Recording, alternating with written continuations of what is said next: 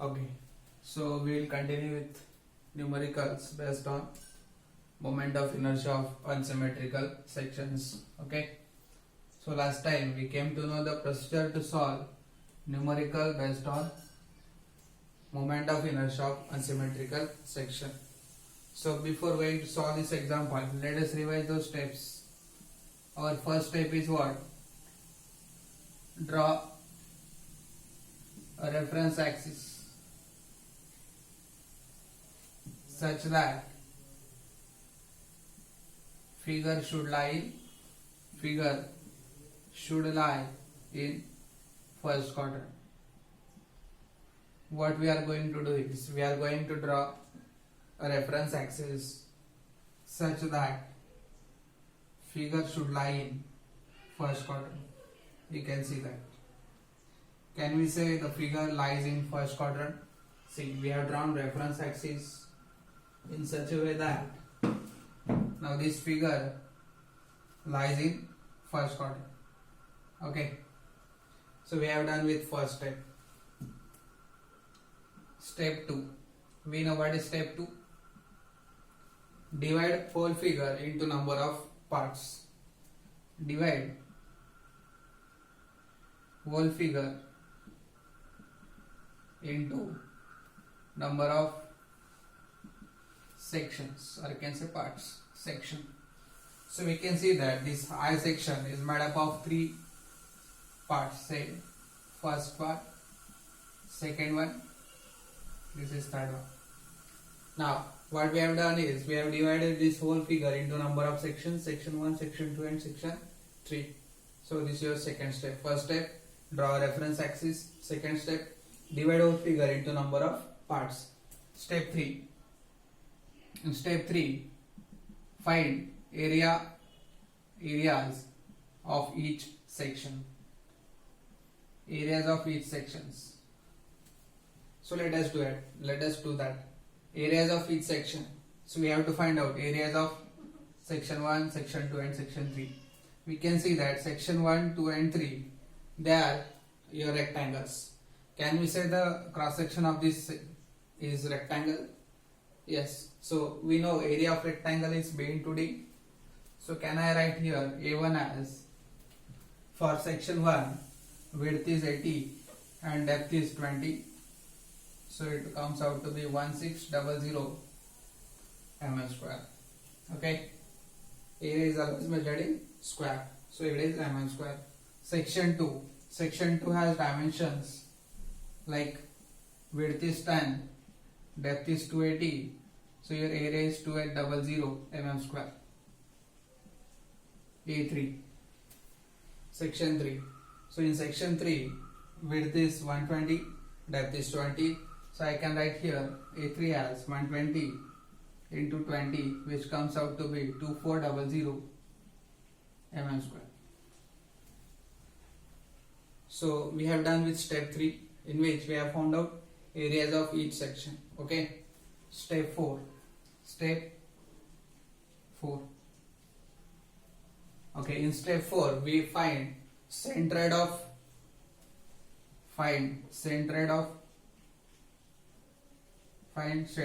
your plane figure. You have to find out centroid of this whole I section. Okay, that is x bar and y bar. That is x bar and y bar.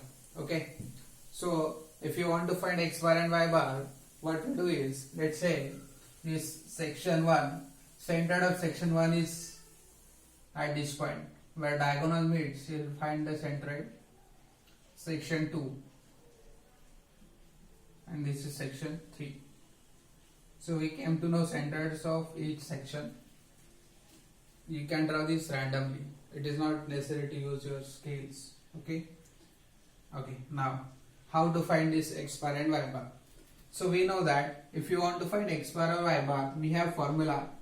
X bar is equals to a1 x1 plus a2 x2 plus a3 x3 upon a1 plus a2 plus a3, and y bar is equals to a1 y1 plus a2 y2 plus a3 y3 upon a1 plus a2 plus a3. Okay, so these are the standard formula to find out center of this figure. So if you want to find x bar or y bar, we require areas. So we have already found out areas a1, a2 and a3. Now we require x1, x2, x3 and y1, y2, y3. Okay, so how you are going to find out x1, x2, x3 and y1, y2, y3? Let's see.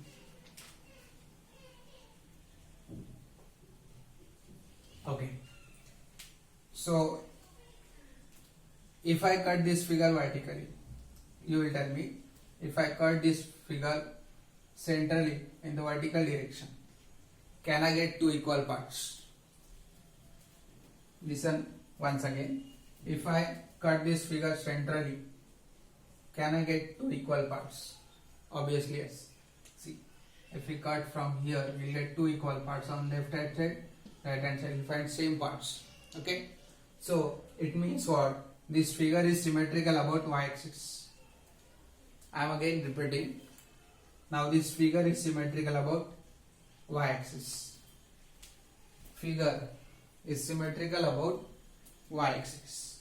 So when the figure is symmetrical about y-axis, you will directly get x bar. There is no need to find out. There is no need to find out x1, x2 and x3. Since figure is symmetrical about x-axis, therefore, y-axis, therefore x bar is directly. In that case, there is no need to find out x1, x2 and x3. If you do so, you will get same answer.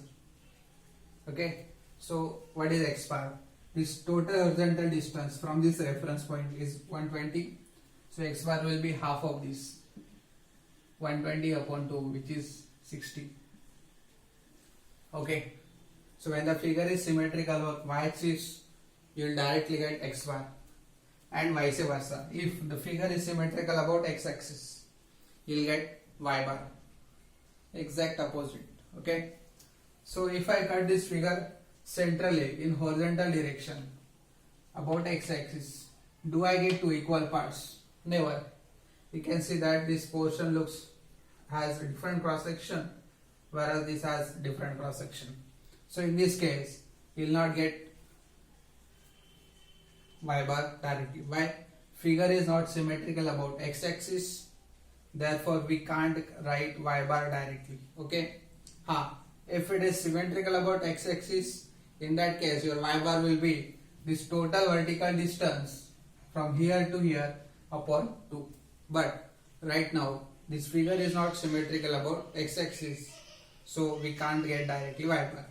So if you want to find y bar, we have to use this formula, and if you want to find y bar, we require y1, y2, y3. So we know what is y1, y2, y3. It is your distance from this reference point to the CG of each section. So this becomes y1, this becomes y2, and this becomes y3.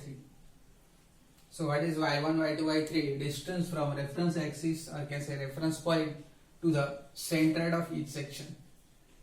Okay, so this is y1, y2, y3. So how much is y1? So y1 will be, you can see that from here to here, this is 20, plus from here to here it is 280, plus from here to this point, how much it is? Half of this 20. So can I write here 20 upon 2, which is 10. It comes out to be 310.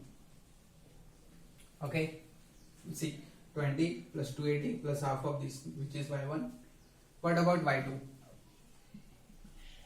This is 20. 20 plus 280. Is it 280 upon 2? Very good, excellent. 20 plus 140, which is 160. See, this is 20 plus this centered will be at the center of this section, which is half of 280, so which is 140. 140 plus 20, 160. What about y3? Here to here, this vertical distance is 20, the centered is half of that, so y3 is 20 upon 2, 10. You can change the numbers. See, if someone wants to give this as section 1, section 2 and section 3, it is okay, no worries. In that case your y3 becomes y1, y2 is y2 and y1 is y3. Okay, it will not affect your answer. Clear? Okay. Now therefore, so from this we can find y bar by putting all these values. Therefore y bar is equal to, how much is a1? Okay, it is like 1600. I just half it. A1 y1 plus a2 y2. A2 is how much? 2800 into 160 plus a3 2400 into 10 upon a1 plus a2 plus a3. Put these values in your calcs, you will get y bar. A1 y1 plus a2 y2 plus a3 y3 upon, I will write the answer here. Y bar is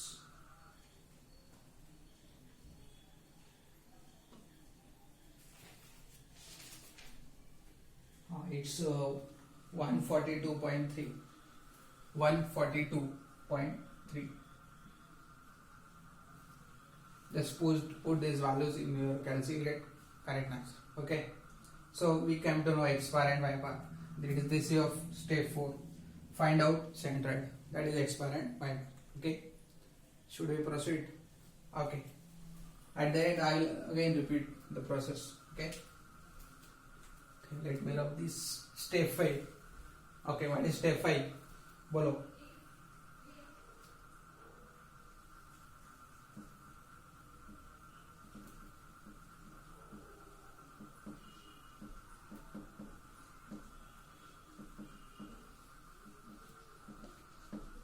हाँ जी बोलो, step 5 क्या होता है? हम लोगों ने कल पढ़ा था step 5. Step 5.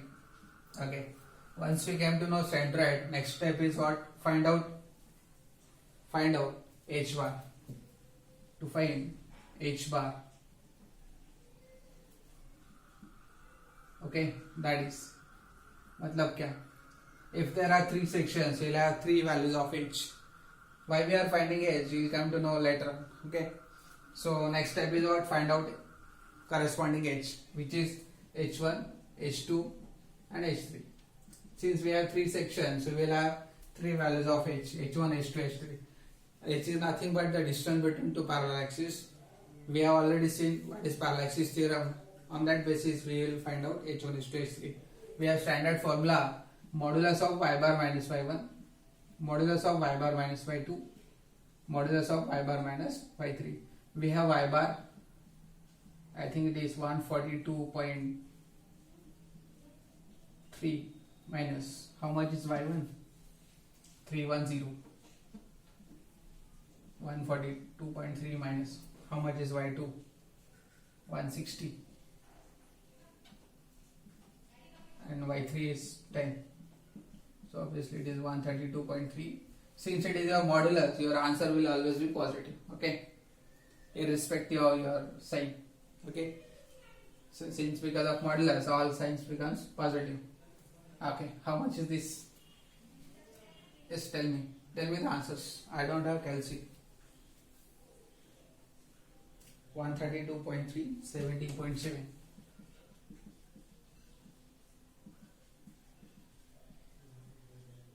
Okay, so we came to know h1, h2, h3. Okay, see, this is a standard procedure. We have standard formulas. If you have any unsymmetrical section, you'll follow this step only. Okay, that's it. So next step is what? Step number 6, in which what we are going to do is find moment of inertia of each section about centroidal axis. About centroidal axis. Find out moment of inertia of each section about centroidal axis. Okay, so we know what is formula for moment of inertia about centroid along x-axis. BD cube by 12.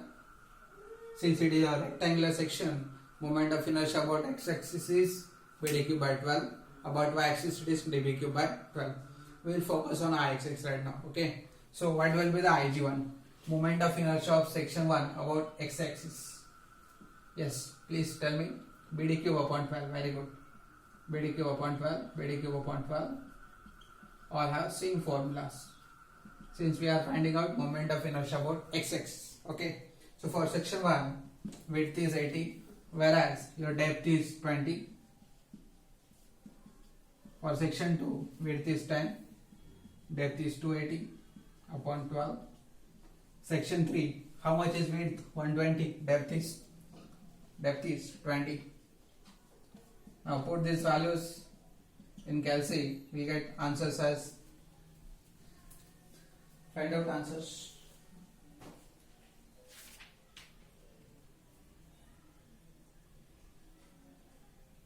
I don't have answers. Okay. You find out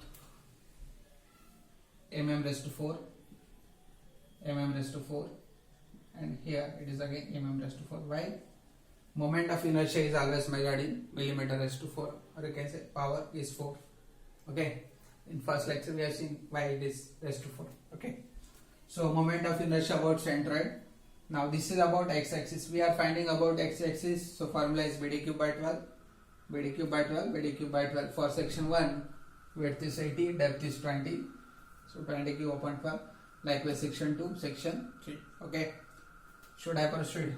Okay. Step 7. Step 7.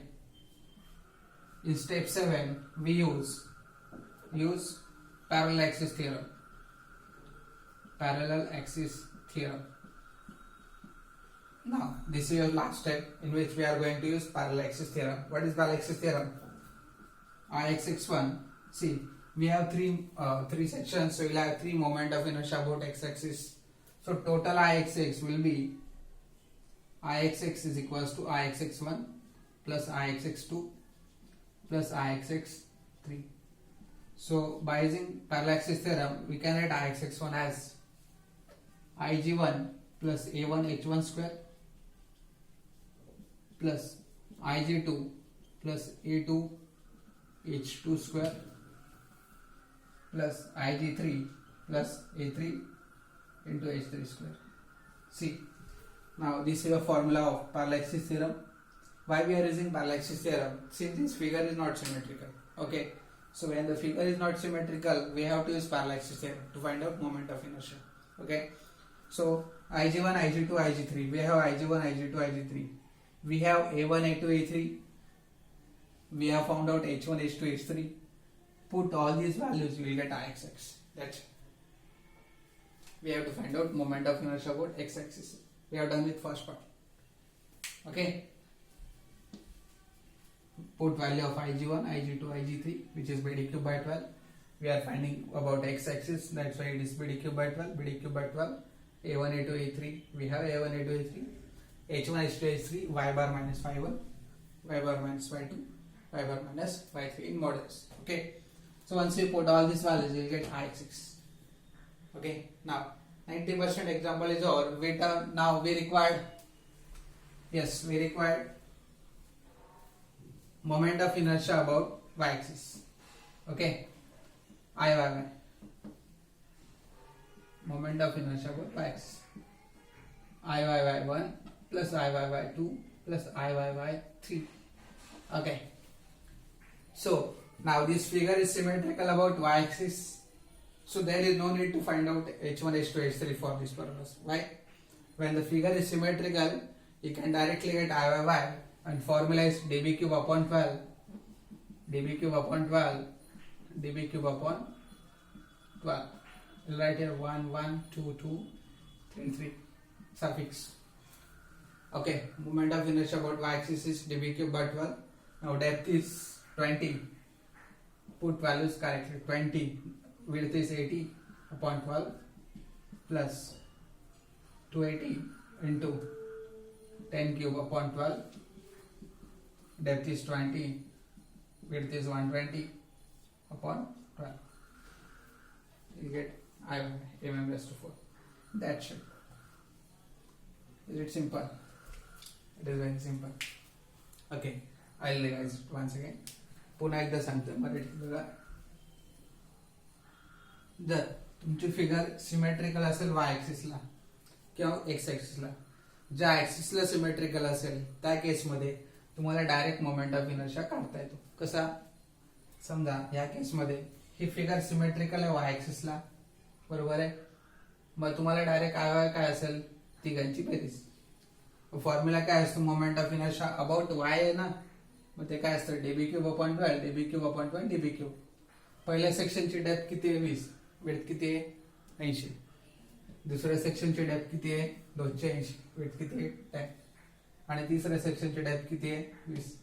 Width किती आहे? 120. म्हणजे काय भेटेल तुम्हाला? आय वाय वाय. Okay, clear आहे? काय अडचण?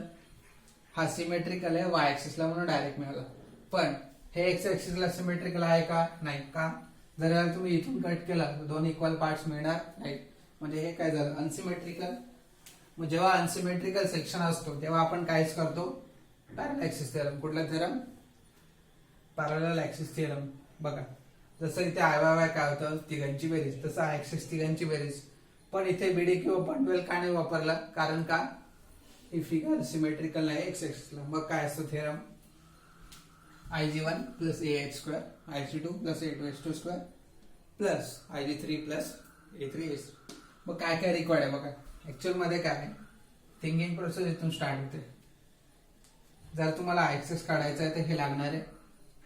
हे find करायचं असेल तर A1 लागेल, A2 लागेल, A3 लागेल. मग एरिया काढा. B into D, B into D, B into D. तुम्हाला H काढायचा असेल तर y बार लागतो आणि y बारचा फॉर्म्युला असतो A1 y1 plus A2 y2 plus A3 y3 upon, हे बघा एक्झॅक्ट उलटा. बघा, जेव्हा ऍक्सेस काढतो ना ते h काय असतो? y बार मायनस, आणि जेव्हा आय वाय काढतो तर x मायनस x बार. पण त्याची गरज नाही तर हे लक्षात ठेवा. Formula y bar minus y. IG1 IG2 IG3 काय असतं? BD cube upon 12 BD cube upon 12. सगळ्या व्हॅल्यू फाइंड करा, इथे टाका, लेट आन्सर. बघा, आता हे लेंथी प्रोसेस आहे, बरोबर आहे. तुम्ही डिप्लोमाचे मुलं, तुम्हाला लगेच ग्रास्प होणं अवघड आहे. पण जसे प्रॅक्टिस होईल आपले एक्झाम्पल सॉल्व्ह करायची, हे फार सोपं होईल. ठीक आहे, लक्षात. हे एकदा सॉल्व्ह करा, याचे आन्सर मला टेक्स्ट करा. ओके, चलो, will see next example in next lecture. Okay.